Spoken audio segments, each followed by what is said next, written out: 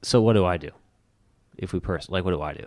Like, what do you do, Graham? Yeah. What do you do, Jonathan? Yeah. Like, it's easy to say what the person outside of this conversation should do. And that's actually to perpetuate the whole argument that the anti-natalists are, in that article at least, are making, which is almost deferring the problem to somebody else and them protesting through not having children for someone else to solve the problem for them. Yeah. Which is, I'm like, okay, come on. Yeah. You can't live your life hoping other people solve your problems for you. Yeah. Even if it's one that is a humanity problem, you can't hope that other people are going to solve it for you. Yeah. So what do you do?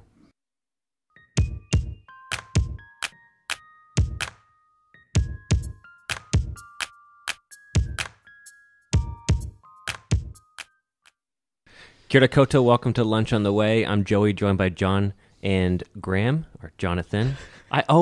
Your name always... Every time, man. It's awesome. Always tough. It's okay. It's I don't know why. I don't know. I got a lot of friends who are Johns. Okay. And I just want to say, John, when I say your name, I'm thinking Jon. Yeah. But that throws me off because I'm like, that's not how I know how to spell John. It's John. Gotcha. But if it's Jonathan, it makes more sense. Yeah. Anyway. We'll get into this. We'll get into this. We'll get into it. we'll get into all of it. We're gonna go deep. We'll go deep. So let's start with you, Graham. What are you up to? What's been happening this past week? Well, I feel like I've just been on a run of. I don't do much preaching now, but I've done. So last week was I did the communion service for the last Wednesday night, so prep for that, and then I did a hospital service, so I did that, and this morning I've just got to do a kind of devotion. So I kind of feel like, I'm just glad to kind of get all those bits out of the way because I take time to prepare. Yeah. Ages, eh? How long would a sermon take you? Oh, it'd take me every bit of 8 hours plus. Oh, that's pretty good. That's pretty good. That's good. I would say it's much more than that, actually. Okay. 8 hours at the minimum. Oh, 8 hours at the minimum. Do you practice your sermons beforehand? Yes, kind of. Well, a little bit. Just like, do you run through it in your head a lot? Oh yeah. There's a we could talk about that a whole lot because there's a whole embodying process that goes on. Right. Like I'm really excited about this time. God, this is just crap. Yeah, right. Like this is not. This is not going to sing. How's this going to go? And so a lot of self doubt. Yeah, exactly. I had a friend who's just come back from 24/7 prayer. Yeah. I think they ran a big conference in Australia. And they had some big speakers over there, and one of them was about preaching. And one of their questions to the people in the audience was, "How much do you spend in prayer in your sermon prep?" Yeah. And I think the room kind of went silent because I think a lot of people don't spend heaps of time in prayer. Mostly the preparation goes on just getting the rhetoric right, like structuring the thing and figuring out what you want to say. Of course, the prayer conference brings up prayer when it's about preaching. Do you know I have not connected those two? Yeah, exactly right. Yeah, no, but you're absolutely right. Most of my prayer in prep is like, God, how am I going to do this? I know. Exactly. I spend heaps of time in prayer. What's my big point? That's what I think. Well, yes, there's work on the rhetoric, but the prayer is just deep. The grind. It's the grind, right? It is. And I think that's because a little while ago I was asked to preach when I first started going to the church that we changed to the one in the city, and I was asked to preach, and I actually said no. Yeah. And reasons why, but I also, in the back of my head, I go, oh man, that's just so much work. I don't think I have the headspace for this. Yeah, I get that. Yeah. How long do you spend, Joey? It varies. Okay. Because you preach most. If you do out of us two. Yeah, I preach roughly once every 4 weeks. Yeah. It's quite a lot. And it before Audrey. It would be really quick. Okay. What's it saying? Yeah, it's crazy. And now it takes a bit more time because usually my structure would be I would look at the text or look at the thought or whatever 4 weeks out. Yeah. And then I would just sit on it. And then 3 weeks out, I write an outline with like nothing filled in. Mm-hmm. And then I'd sit on it, and then 2 weeks out, I'd properly write the sermon. Yeah. And then that last week, I would basically just be thinking about it constantly, not even trying to actively. It just happens. Yeah. And then after that, I usually practice it once or twice. Yeah. Yeah. And I don't on the Friday I would, and I don't look at it at all on Saturday. Yeah. And then on the Sunday morning, I would look through it once, and I would just go for it. And then sometimes it would look a bit different. Now, I feel like I've had some of my worst sermons this year because my prep is. I just don't know how to do it all. And it's been a busy year as well. So I the feel long like run is a nice way. I mean, I don't, that long gestation of preaching is lovely. But if you got to do it every week, it's tough because it comes around quick. How those people do that? Yeah, it comes around. You got to really simplify it. Like I'm not. I don't know if you know the guy Andy Stanley in the U.S. But his preaching structure is really helpful because he basically says just find one thought. Yeah. What's your one thought? Don't overcomplicate it, and then have everything you do serve that one thought. And because of that, you can write a sermon rather quickly, and then what you're doing then is filling out how it connects with the audience through illustrations and through, I guess, rhetoric and stuff like that. Yeah. So you're thinking less about what am I going to say and more about how am I going to say it, because the what you should arrive at that pretty quickly, because it's not, you shouldn't make it too complicated. Yeah, it's the most brutal. I reckon it's one of the most brutal things you can do, though, preaching, because you've got to learn on the job. Yeah. It's the only place that you're going to learn to be a good preacher is actually preaching. Yeah, just go do it. So you're going to fail for at least 5 years. You're going to be crap. And then, then you might start to improve. And you're just hoping, every time you get up, you're like, I'm hoping these people are going to stay with me. Yeah, well, I think I heard one of my lecturers said your first 100 sermons, after you get to sermon 101, throw out the previous 100. Yes, you need 100 sermons under your belt to really know what you're doing. Yes, and that represents a lot of hours, because you're talking about, 10 to 16 hours. That's true. That's a lot. How many hours is that? That's a That's a lot of hours. I'm at sermon like 70 something. Okay, we're getting close to 100. Yeah. Wow. Here we go. I've never counted. I'm ready to be transfigured in front of your eyes any moment. I've never counted how many I've done. I've lost count. Oh, you guys are, man. Yeah, but I'm nowhere near that. It's all right, Jonathan. One day you'll get to our level. Yeah, that's right. I was just like, And then today, Graham, you were at an engaged breakfast. Yeah, it was an engaged breakfast, which was actually on preaching. Yeah. So, and what was the big thought about that? Well, the big thought on there was, so it was Reuben Munn, and I would say, he's a very, very good preacher.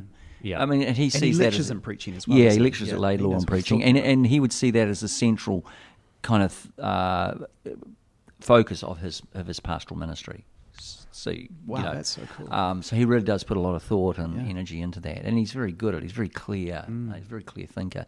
But he was talking not so much about how he does it, but actually the side of the psychological side, and reflecting on Spurgeon. And Spurgeon, I didn't realise it, but Spurgeon struggled. He struggled with anxiety, with depression. And part of his trauma was that somebody in one of his big sermons early on tried to play a joke and called out fire, and people were killed as they trampled around, went out of the building, and so the media, the press, sort of blamed him for it, and so he struggled with that through. I didn't know this. This is what Reuben was saying. Wow. I'm going. So he used some of his stuff there, and so that kind of opened up questions about how, in the pulpit, how much of yourself, of our humanity or the struggle do you say? It's a very good question. Wow, that's a brutal story. Yeah. Can you imagine like one of your first times preaching, someone yells fire and someone dies? Man. How big was the church then? He was preaching 10,000 people. Oh, okay. He was Charles Spurgeon's a sort of renowned 19th century preacher, sort of a prince of preachers. All right, so that's maybe topic number one. We might, we're not sure what we're going to talk about yet, but that's interesting. Jonathan, how's your week? Oh, good. Yeah. Should we talk about the bird of the century? Oh, yeah.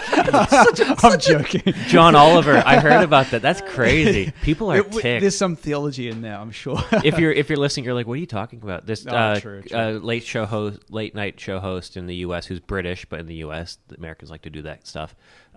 He took over like the bird of the year, or bird of the century, isn't it? Yeah, I think so. Bird of the century voting in New Zealand, and basically that was like the thing he's going to talk about. Swung the votes towards a pretty random bird, eh? Yeah, and people are ticked. Yeah. Some people are like, well, have you really heard about this? Yeah, have you not heard about this? Well, I've heard about it, but I don't know what the reaction is, because it won it, didn't it? Yeah, it won. It's split. The reaction is split because one, anything that gets New Zealand on the map is good because tourism and all that stuff, right? Yeah. On the other hand, those real bird enthusiasts are like, which New Zealand, I think, per capita, I feel like has the most bird enthusiasts. I think that's true. Well, it is a place of birds. It is the place of birds. Yeah, that's right. Yeah, it's a place of birds that can't fly, so they can't just run away from you really quickly. That's right. So, that's right. Yeah. Where other countries, you're like, you got the binoculars out, you're like, in the distance, and then with the birds on the ground, you're like, oh, it's just hanging out by my feet because it doesn't think I'm going to kill it.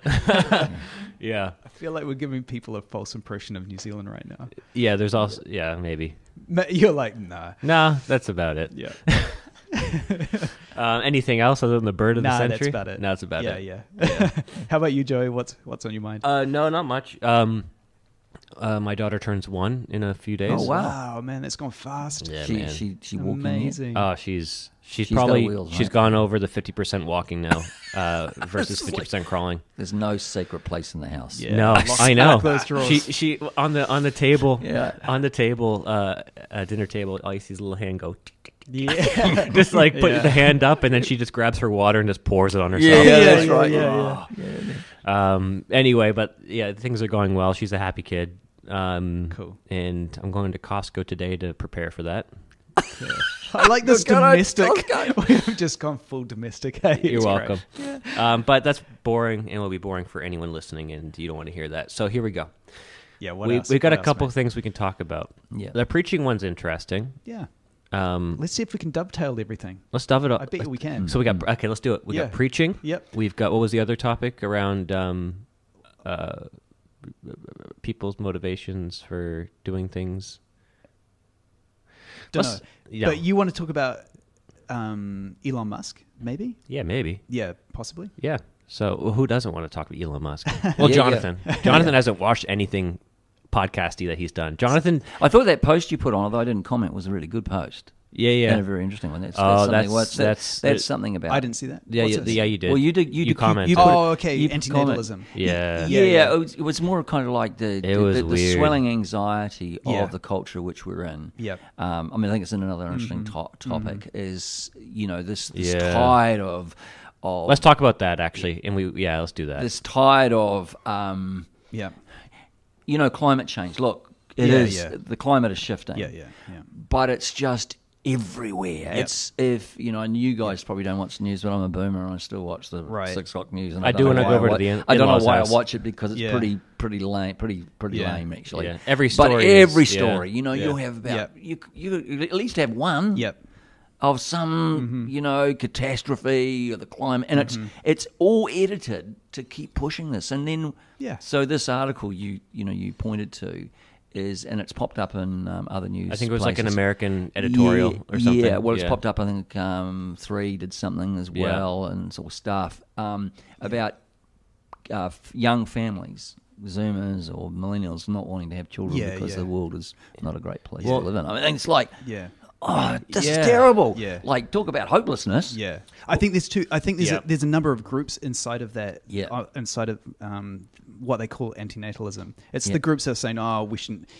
I think I don't really want to have children. But then there's other groups that are saying it's immoral to bring children into the world. What? And so they're actively promoting, people not having children. Yeah. It's a twisted. The the narrative is it's like.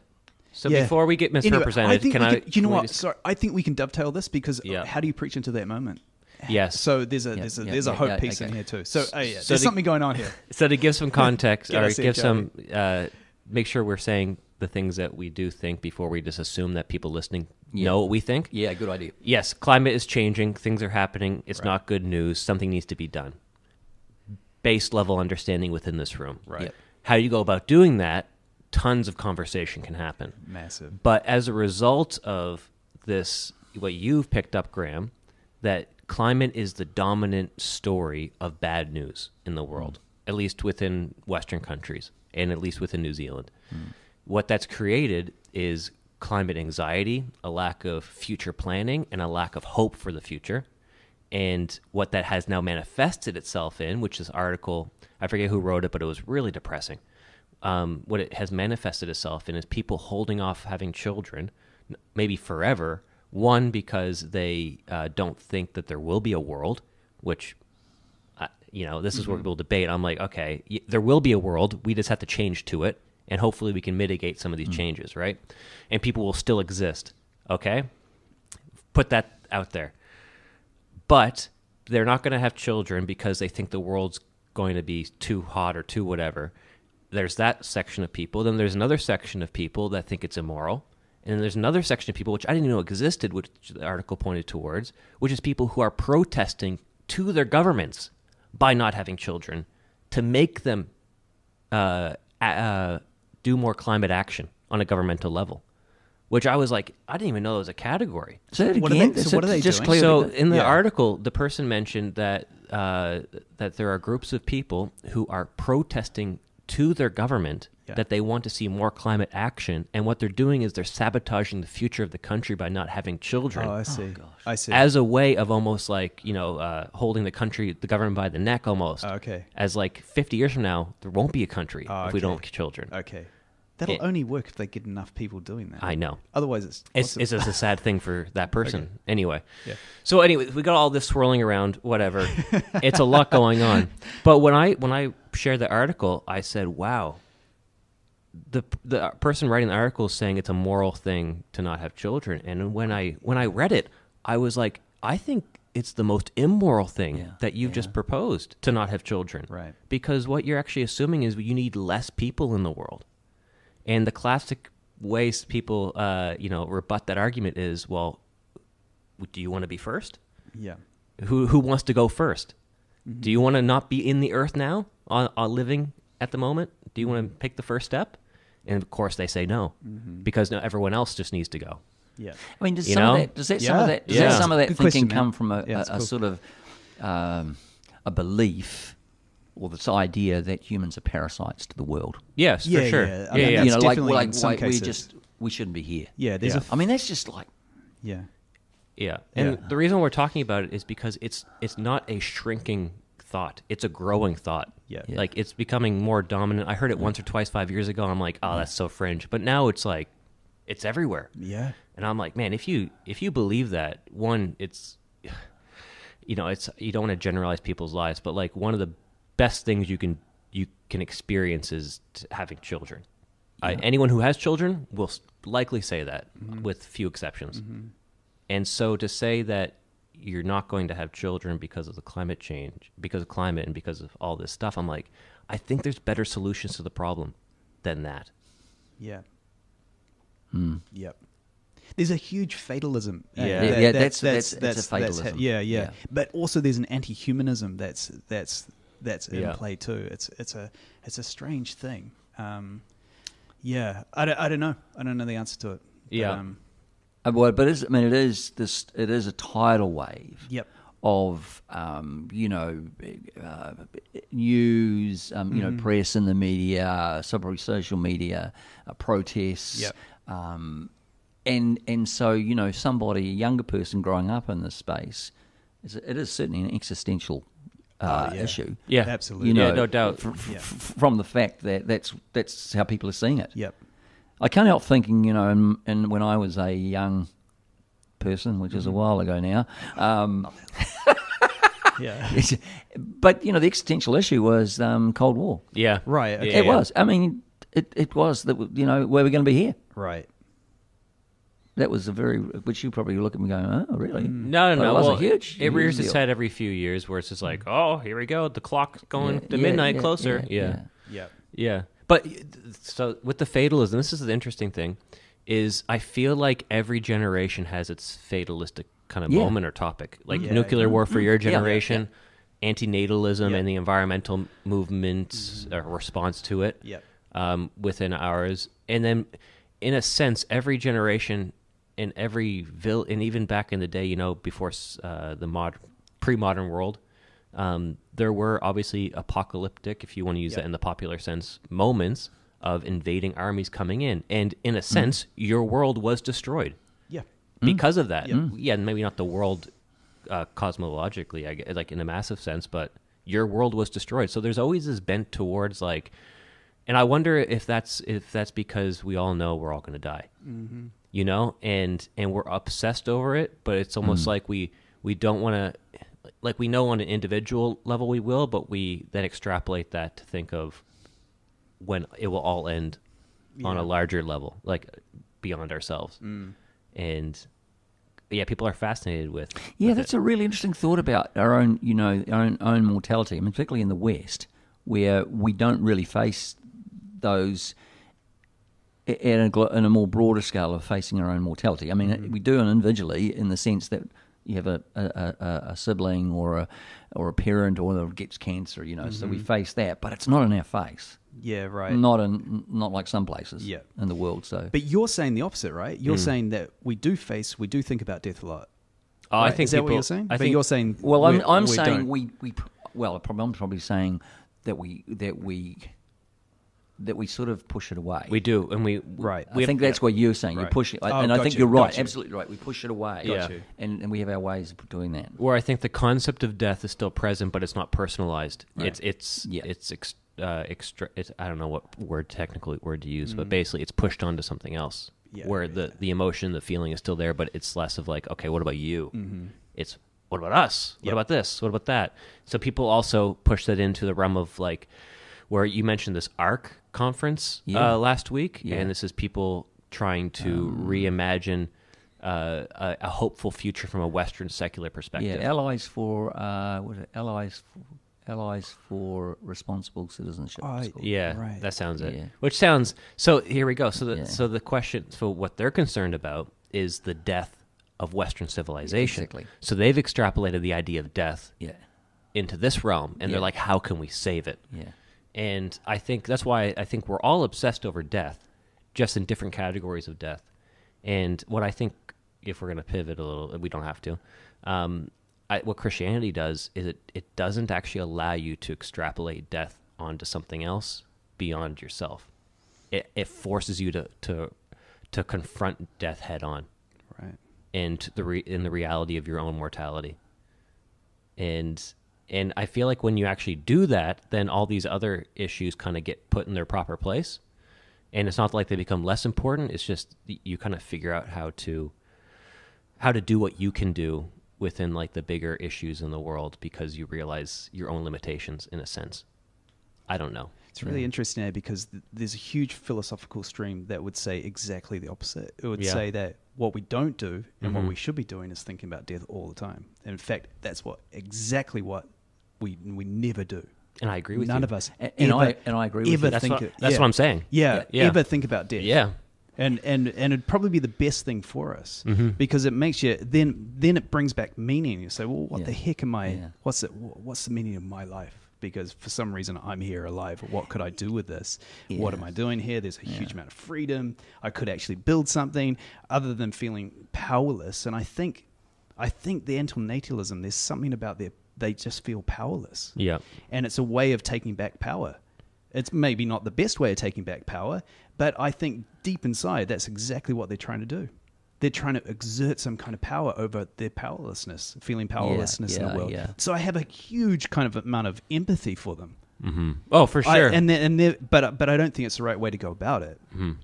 I think they could. I mean, yes, it's a funny. It's almost like they're gone.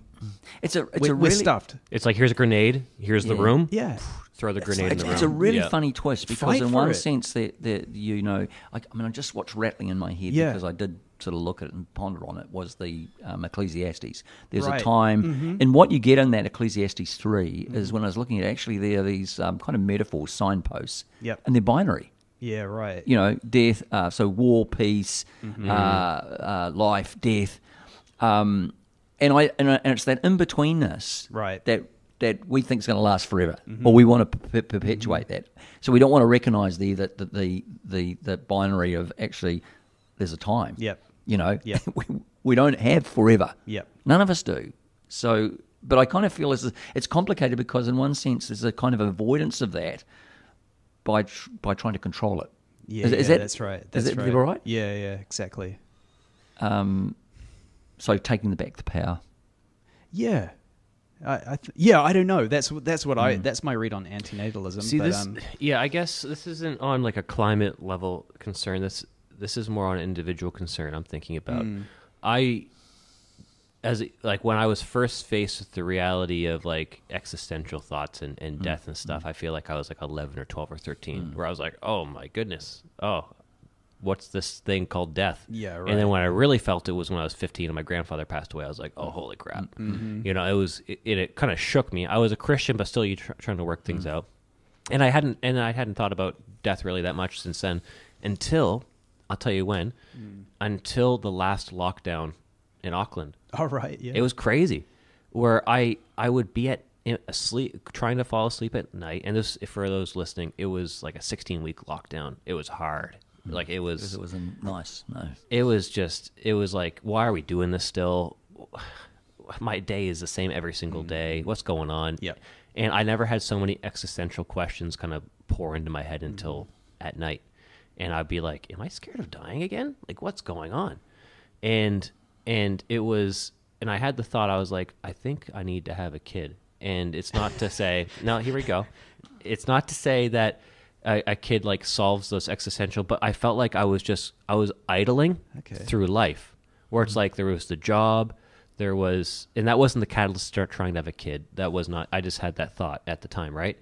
And I felt like I was just idling, and then it was really exacerbated because of the lockdowns and everyone's idling, kind of just working through it.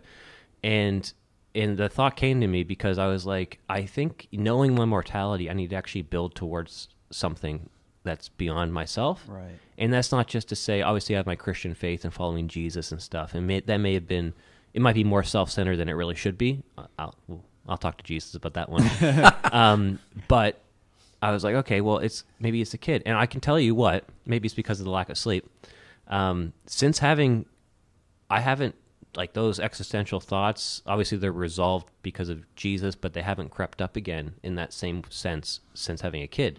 Right. Because I'm like, I don't have time to worry about my own mortality. I've got a responsibility that's beyond myself to take care of and worry about this person's sense of being in the world, not just my own sense of being in the world. And I don't know if anyone else can relate to that. That was just an interesting observation. Well, I don't know. Here's a little thought. You know, have we become so immersed in we are our, you know, what do you call it, planners of our own destiny, and in the sense that we live with a kind of imminence, and we've lost as a culture a sense of transcendence. And I'm thinking about your kid. You know, your little girl. Mm-hmm. What's her name again? Audrey. There's a kind of transcendent thing, because you will pass away, but somebody else is, you know, it's bigger than you. Right. Does that make sense? You know, so. Kind of like we sort of all in on this, you know, and it's all imminent. It is a nihilism, really, isn't it? Yeah, it's a nihilism. The funny thing is, I think I had the opposite.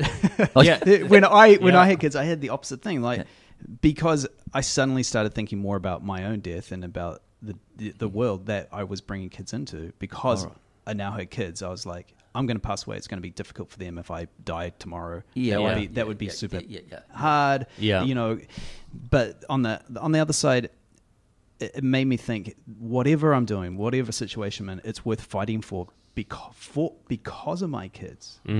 So the fatalism disappears because you're like, dude, there's something to fight for here. Exactly. There's something to get up in the morning and be like, we're going to change this world because I've got skin in the game now. Yeah. And the anti-natalism, that doesn't have skin in the game. No. Who cares? It'd be like having someone on your football team that didn't really care about the outcome. It's like, why are you here? It's like, okay, just either leave because we need to fight for this, or you know, get involved. And the best way to get involved is to have children, because man, then you've got something really to fight for. Yeah. Again, I just think there's this huge sense of powerlessness and huge sense of fatalism in the world, and we need to be standing up and fighting back in many kind of ways.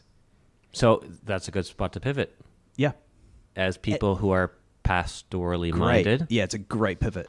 How do you speak back to So what is the preaching moment now? I was wondering if you bring that up. Man. What's the preaching moment? I knew we could dovetail this. Well, you know, I because I've got to give a devotion and probably about another half hour or more. All right, and let's brainstorm. I've been pondering on, because I'll take notes for you, Graham.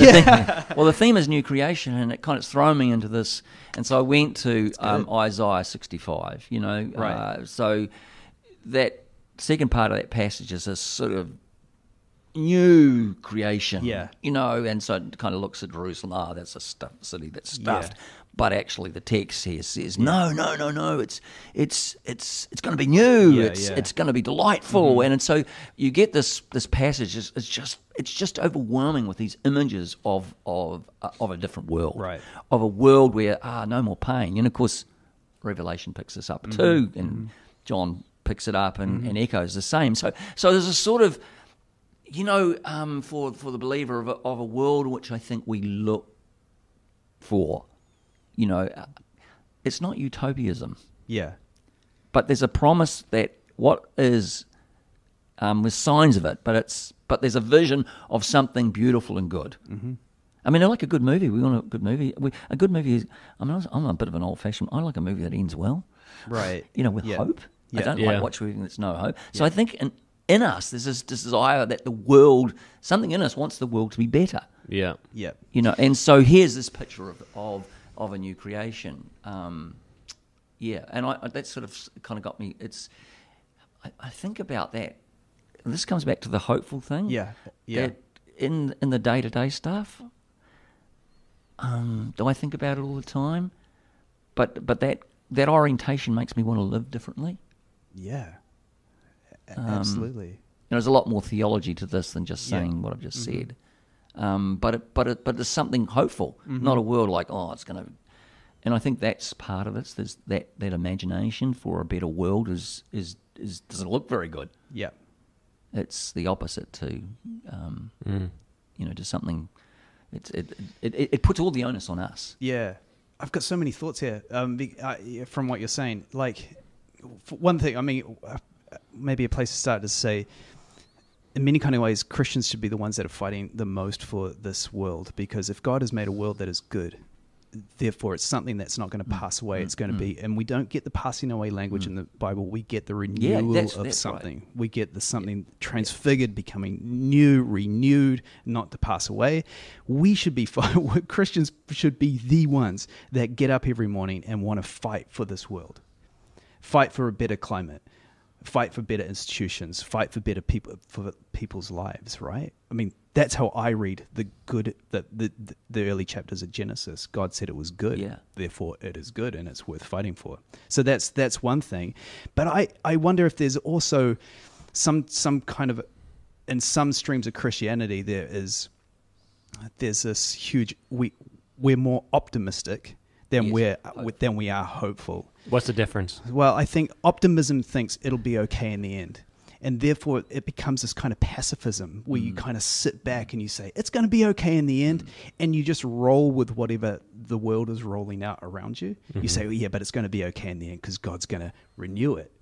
So it's all good. We just fight for souls instead of fighting for the good world that God has made. So hope is different. Hope faces the brokenness of a reality in the present and then works in the present for a better future. It's not shy of looking at brokenness. In fact, it faces up to it. And then it says, I hope that we can reach a better future. And it works to do it. It gets involved. Yeah, well, because it struck me when again with that, you look at Romans 8. Yeah. And so, the context of that story, it's not a pleasant place to live in Rome. At all. Man, it's horrible. Shocking. So I think what Paul addresses is this tension, and I think that latter part of the chapter, and we always use that phrase. What is the word? Everything works to good for those that. Yeah. We quote that verse, but the key word in there is works for good. Yeah. You got to get involved. Yeah. Well, what struck me was when I was looking at this last night is there's both an imminent element. Yeah. That's qualitative in the sense the Spirit is actually working in us. Mm-hmm. So there's a kind of thing that we're aware of. It's qualitative. Our prayer, our acts of remembrance, all of that.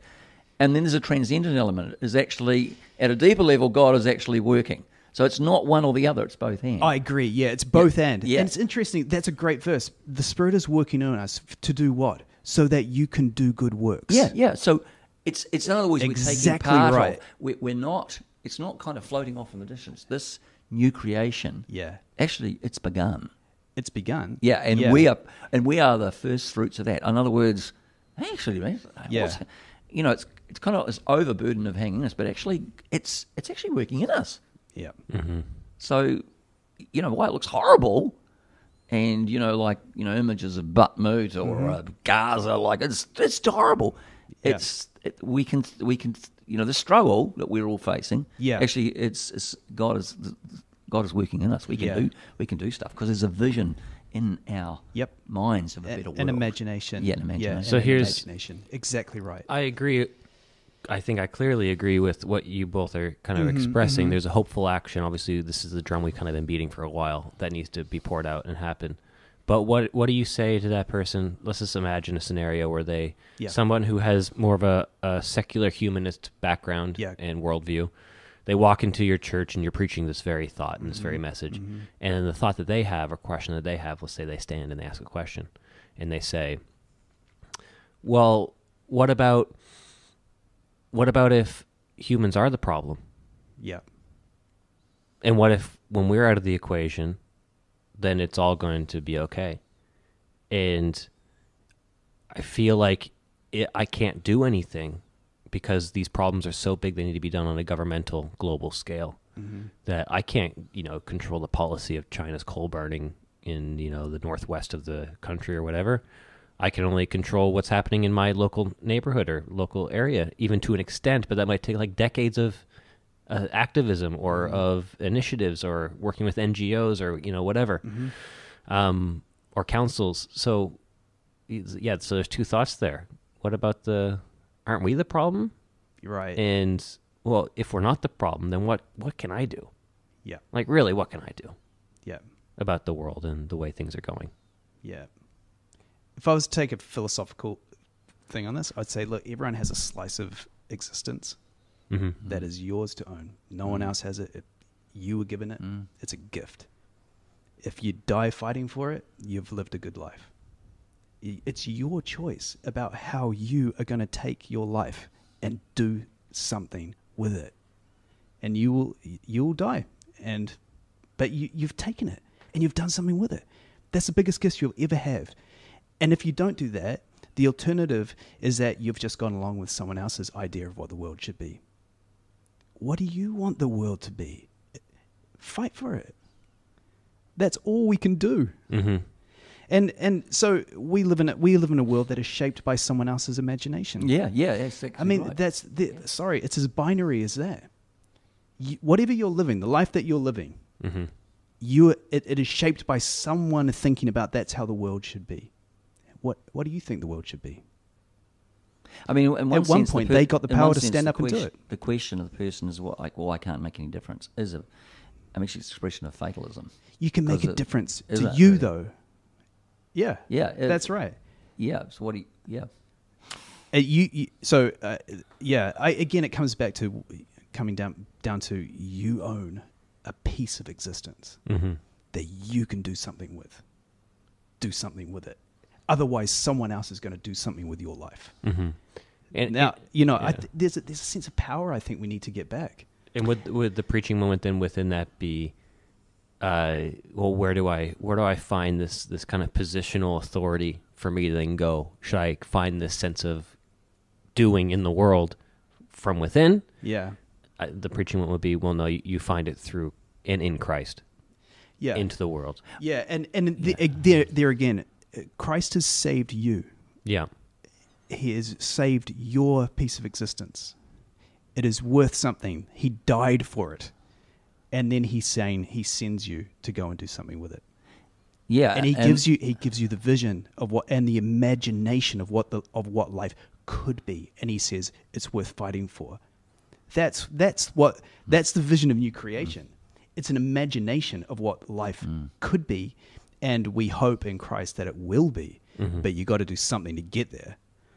You can't sit back and just wait for it. No. Yeah, no, that'd be my preaching moment for it. And I just can't help thinking and want to put in the Spirit is actually in you. Yeah. Groaning. Yeah. And true. It's something going on inside. Yeah. So so that seeing is this something that's stirring within your gut. Yeah. So it's visceral. It's not just in your head. It's not kind of like, oh, I've got to do this and I've got to do this. There's something that you're being called out to do. 100%. And there again, I think of like, the gospel is not just about saving souls that are going to go to some weird platonic cloudy place, fourth dimension. Yeah. We're a light on a hill. That's what Jesus says. You're a light on a hill. You uncover that light. A candle, you wouldn't cover a candle. It catches fire. We've got to be people that are on fire, that realize we have power in this world, that we have an imagination that is bigger than the one that we've been given, and that we set people on fire with that. Mm-hmm. If that isn't what the church does, and in fact it's what the church did right at the very beginning, it set Rome on fire. It set the whole Western world on fire. We've got to come back to, and again I come back to what I was saying, you've got to think with the mind of the church. The church it sees this small flame, and it knows that it has an imagination bigger than anyone else's, and it sets everyone else on fire with it. Could I add to that? Anyway, that'd be my preaching moment. Yeah. Could I add to that then? A little appendix on the side. Yeah, I listened. I'm really into ice hockey. Here's an illustration to bring us back. Yeah. No, that was really great. I'm into ice hockey, and they just had the Hockey Hall of Fame inductees come through, which is a big deal. Only so many make it a year, and great players don't make it. There's this goalie, Henrik Lundqvist, Swedish goalie from a small town, became one of the best goalies in a decade, of that decade in the 2010s to 2020, that era. He gave his speech, and he thanked his dad because he lived in a small town, in a small place. And he said, "Thank you, Dad, because you told me to dream big, because it's those big dreams that motivate me to work hard." And I got out of the small town, and I played in New York City in Madison Square Garden for 15 years as the number one goalie. Wow. And so when I hear what you just said, I'm thinking, well, what is the biggest impact that you could have? It's not the biggest impact everybody could have, but what most people have had over most periods of time throughout most of history is to actually pour into somebody. Yeah. And who are you pouring into? Not for everybody, but for most people, who is it? It's their kids. Yeah, exactly. That's so good, man. Yeah, that's so exactly right. Lundqvist's father said, dream big. His father, I'm sure, was a great man, lived in a small town in Sweden, I'm sure aspired to certain things, but he aspired for more things for his kids. That's awesome. And then through that, he's 2 sons and a daughter, and then 2 of those sons played for Sweden in the World Cup and everything, and one became one of the best goalies in a generation. And you're like, I'm sure that father lived a great life because of what he could pour into in his children. That's great. That's great. And I'm like, well, if you're like, I don't know what to do, I feel powerless, I can't solve this X, Y, and Z problem or whatever in the world, let alone climate change or whatever, or what's going on in the governments in my country or in my local neighborhood. I'm like, what do I do? I feel like the best thing you can do is think small sometimes, and who's in front of you. And for most of us, it's our kids are the ones who are directly in front of us. Yeah, it's interesting, because your child, your children could be the one that comes up with the idea that is a breakthrough for climate change. There's an incredible amount of hope in that. Who else is going to do it? Yeah. So you bring up kids. Yeah. To make a better world than we made. Yeah. I was thinking about the imagination part, and so the narratives that fill and flatten the imagination, and I think that's the part of the culture we're living in. The kind of mechanistic sort of tick box. It's everywhere. So everything's sort of all organised and robotic, and so we and then the narratives come down that we're all in control. It flattens the imagination. That's why I think when you kind of read some of those biblical texts, they're so like, what? Yeah. Like, really? Yeah, absolutely. Because I was thinking about the Isaiah one, like Jerusalem. So Jerusalem's a big disappointment. Yeah. Exile and all the rest of it. It's corrupt. Its establishment's corrupt. Its rulers are wayward. It's like, what can anything good come out of that? And we think about it at Jerusalem now. Walls up the side of it, missiles flying. It's still just as corrupt as ever. But then you read in the text, I will make it a delight. And I'm going, huh? Yeah. So it I think it's not kind of like literal. It's this kind of metaphoric kind of sinking yourself into, actually, whose narrative? Exactly. Whose narrative is pushing and opening my imagination? That's right. And I think that's part of it. Like, yeah. So this is a good world, and I think that what you said, exactly. It's a good world. There's beauty everywhere. Yeah. So we need the kind of those narratives or poetics. Yeah, exactly. To get us into our kind of breaking that, flattening. Exactly. And I think the preacher, I mean, oh man, God save us from cultural just commentary from the pulpit. People that just get up there, they just get up there and give cultural commentary without opening the imagination to something more than that. I mean, dude, please, if you're a preacher, stop doing that. Inspire people to a better world. Yeah, you two podcasters do a great job analyzing the culture, but preachers are called to something a bit more than that. And that to me, that's the toughest thing about preaching, is having our own imaginations, the preacher's imagination, bigger than the world that we're preaching into. That to me is where the real work needs to take place, and it's the hard work. Yeah. Because we're just as conditioned as the people that we're preaching to, and yet we're the ones that have got to get up in the pulpit and give them a different and give them a glimpse of a different world. Yeah, that is hard work, man. I don't, and sometimes when I preach in that dreamy kind of state, I'm like, what am I even saying? Yeah, that's right. And you're like, am I insane? Am I crazy? Yeah, I'm like, exactly. I feel like this is so out of touch with people's lived experience. Exactly. But I'm like, at the same time, I'm like, what direction are you moving towards if that's not the case? But you know what it does? It just cracks open the lid that people are living inside. It cracks open the box that people are living inside. Coleridge, Coleridge, it was a romantic poet. He was a philosopher. He was a theologian and an amazing writer. And he said the imagination. If you were going to picture the imagination, think of it like a caterpillar who goes into its cocoon. The caterpillar always leaves a space at the top of its cocoon for it to become a butterfly. And he says the imagination is that space that you leave in your world to grow into it.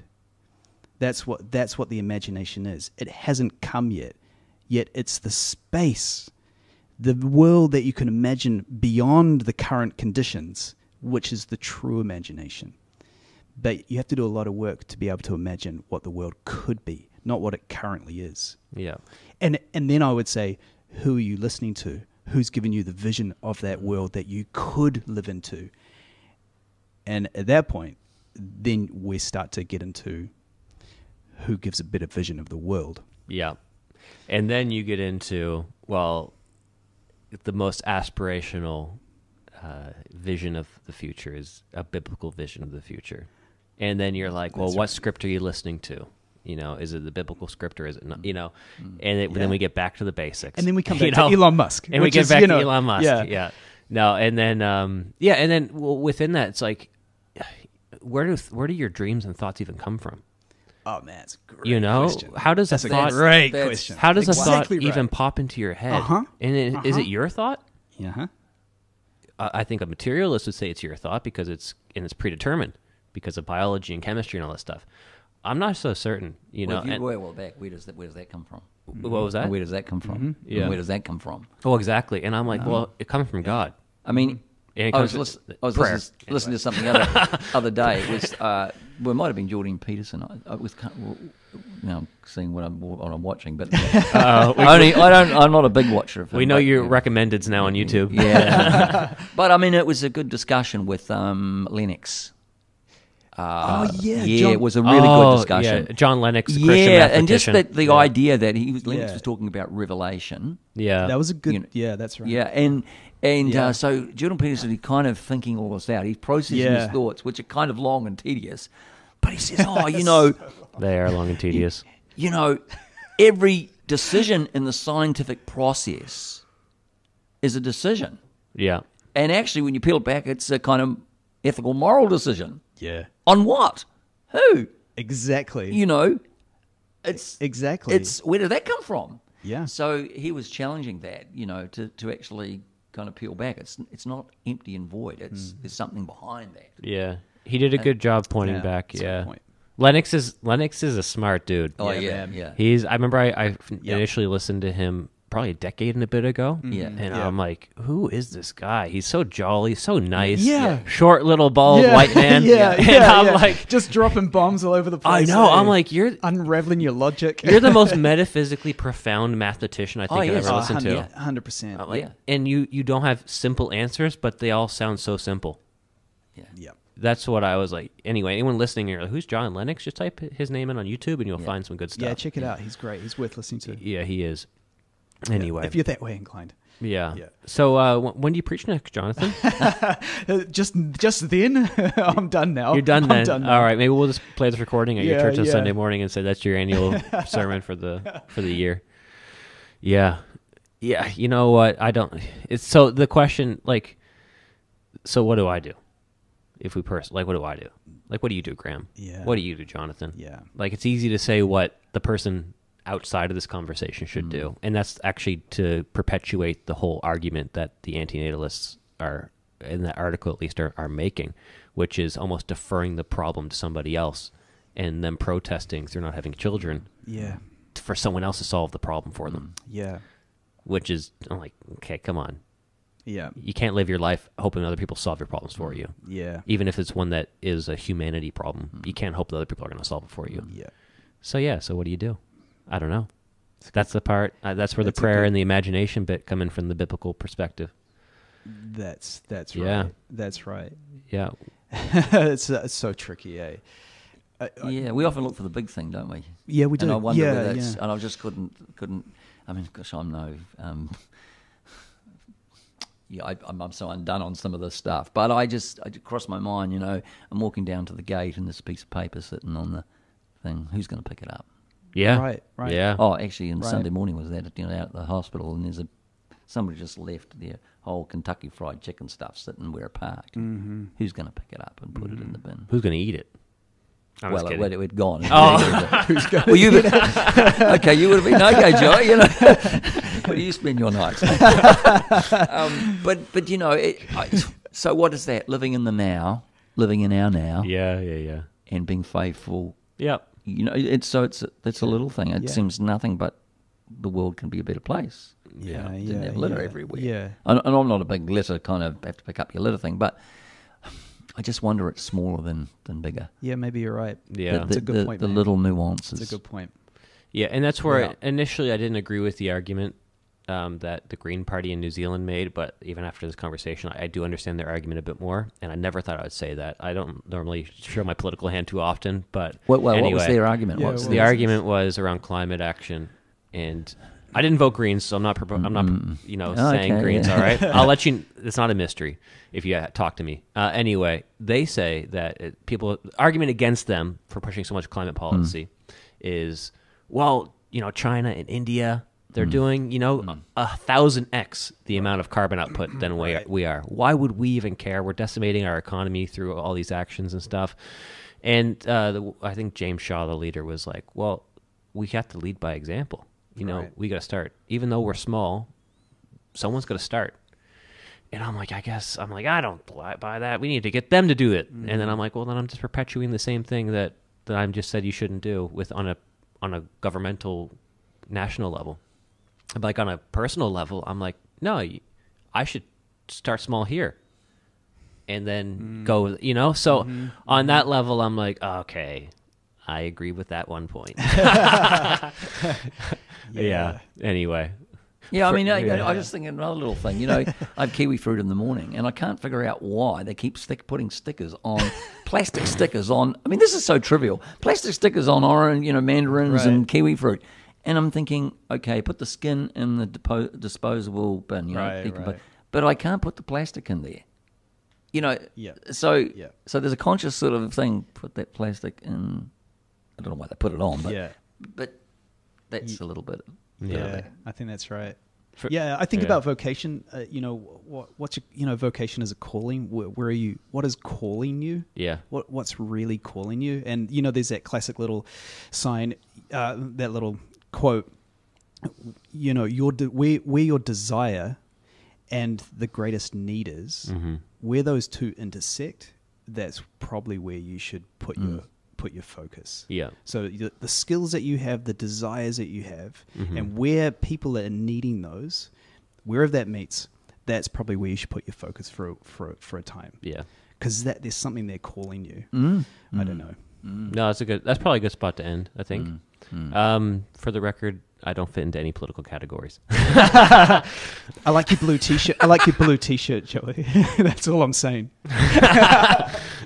That's why your t-shirt. That's why your t-shirt doesn't have. We can't leave it on that now. That's why your t-shirt doesn't have anything on it. Yeah. What has all the colors? Black. I should have a black t-shirt. It's all the colors. All the colors, right? If I was really that, anyway, whatever. All right. Have a great week.